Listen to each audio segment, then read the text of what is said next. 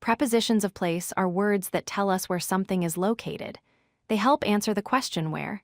In this lesson, we focus on three important prepositions of place: next to, beside, and near.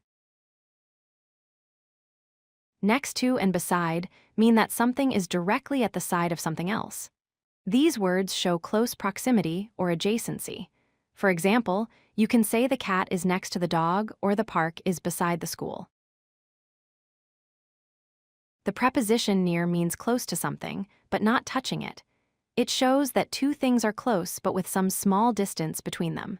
For example, the library is near the cafe, or she sat near the window.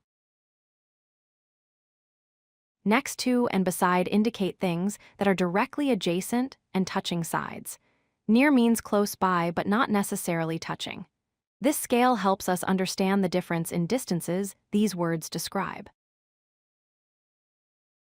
Here are some examples. A book is next to a lamp, someone sits beside their friend, and a house is next to a park.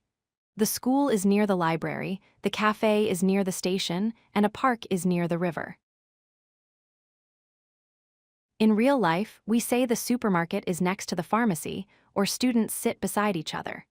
We also say a hospital is near a school, the beach is near the hotel, and a friend lives near my house. Now try to fill in the blanks with the correct preposition of place. For example, the shop is next to the bank. My house is near the park.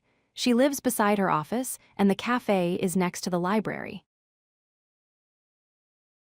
The correct answers are: the shop is next to the bank.